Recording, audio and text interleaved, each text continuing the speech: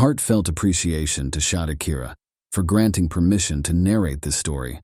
Be sure to find their details in the description below. Without further ado, let's delve into the tale.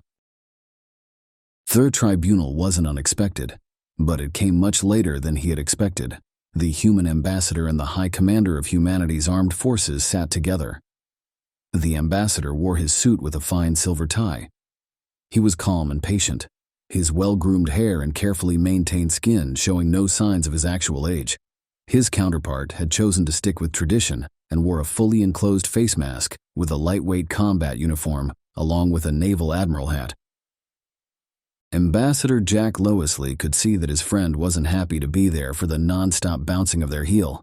"Calm down, we just need to wait a bit until the vote back home finishes," he said, gently patting his fellow human. "I know, I just don't like being here." The commander's head turned like he was scanning the room. "They all frankly freak me the hell out. I would rather be a private again." Jack could relate, his life was simpler back then too, he was just a diplomatic aide. Then that gavel came down, and the room went quiet. "This tribunal has been called to find and clear the air about the human military, and to bring humanity to pay for its breach of Intergalactic Federation law. 1836 N G115, intentional misinform on entry to our Federation," the large alien said. His voice carried gravitas and naturality of his station. Human Ambassador Jack Lowesley and Human Supreme Commander. The alien looked confused for a second. Human Supreme Commander Jack Lowesley. Do either of you have anything to say in your people's defense? Jack stood up, carefully brushing his suit down to make sure it didn't bunch up too much. "Yes, we do." He took a step out from around the table. "Humanity hasn't broken the Federation's bylaws as these questions. I'll be happy to answer all of them as long as my counterpart lets me know that it won't put humanity's safety at risk," he said, his voice and gestures soft and calm. "Very well, then let's take the first and most pressing issue," the alien said. "Humanity has been found guilty of breaking Intergalactic Federation Law 1836 N G115, which states that when a new member joins the Federation, they must disclose the exact or as close to a number of their biological population. However, a recent event has led the Council to believe that you give a figure of around half the true amount. Is this true?" The ambassador turned to his counterpart, who wiggled his hand in the air for a second. "This is not true. We held to the bylaw. The Intergalactic Federation defines biological population as any member of a species that is born by natural reproductive circumstances. The amount we spoke of that day was correct," the ambassador said carefully.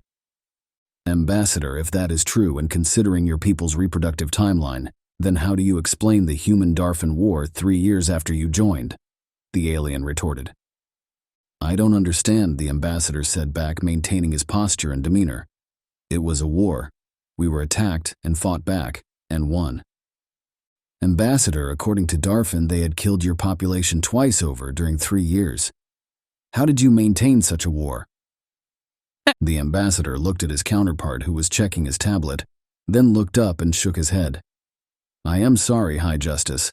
I am not at liberty to disclose that information." The alien looked baffled, then shifted back. "Very well, what about your war with the Valkan? Can you disclose how your people endured a casualty count of nearly 3 times your population before the war started?" The ambassador looked at his counterpart again, who was checking his tablet again, and shook his head again. "I am sorry, High Justice, I cannot." And this cycle of questioning went on for the better part of an hour, going over every war humanity had fought in the last 400 years. Every war, scheme, border incident, and every minor war, too. "What about your war with the Shalton?" the justice roared, having lost his composure about 20 minutes ago. The ambassador looked to his counterpart again, but this time he held up a single finger before speaking into the room through his face mask speakers. "Well, Jack, looks like the vote is over. GSS-1 has been repealed, and GFCP-5 has been ratified.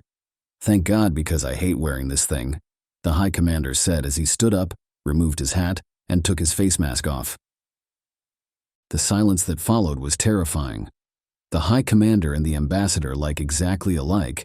The only difference was the High Commander's face was covered in scars and had a tattoo on his cheek that read, 1037th Air Assault Battalion. The Ambassador looked at the High Commander for a second before smiling wide. Jesus fuck, Jack. What did you do to my face? The High Commander smiled back and chuckled. I made it look honorable, which got both of them to laugh a lot louder. They were finally silenced by the gavel of the Justice. What is the meaning of this? They shouted, pointing at the High Commander.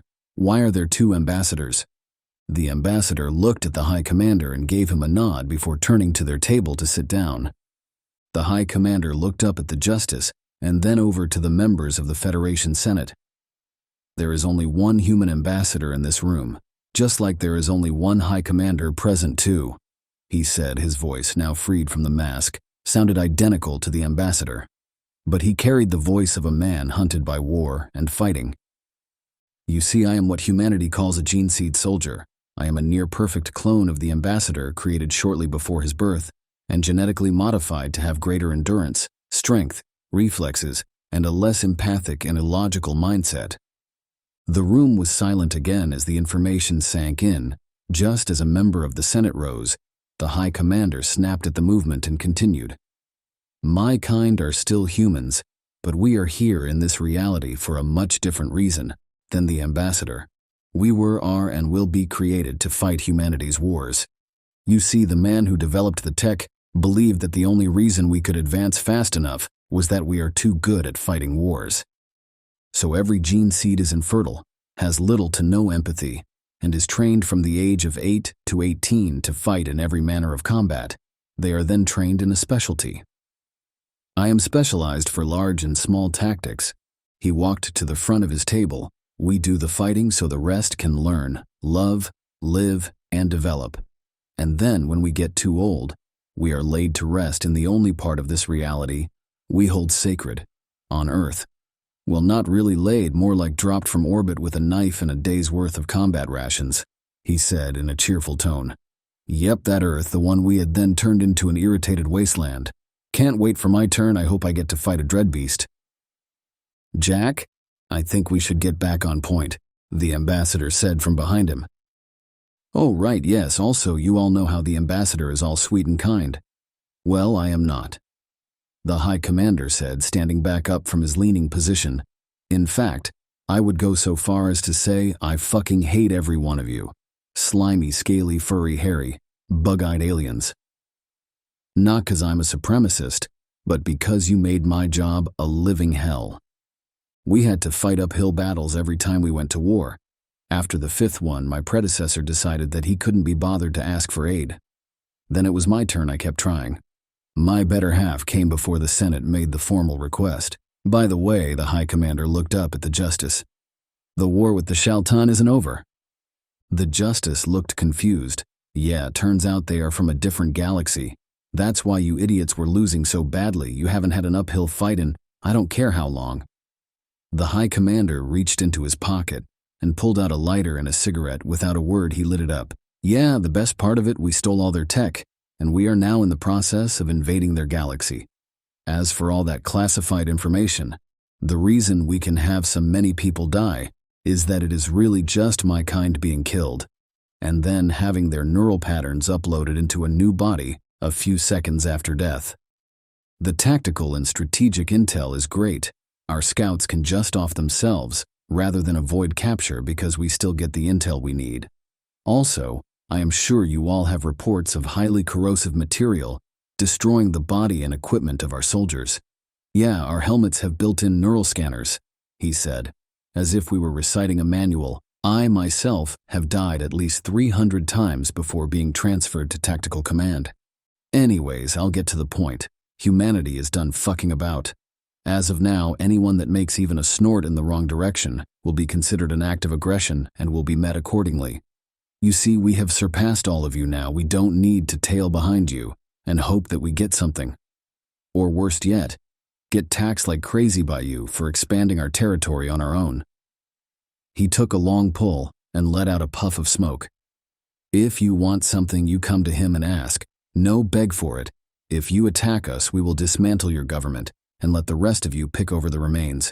We tried speaking softly, but now the big stick has arrived and we aren't happy. You have reached the end of the story. If you enjoyed this story and wants to support us, please leave a like and subscribe to our channel. And for every comment that comments heart, I will heart every single one of them. Thank you for your time.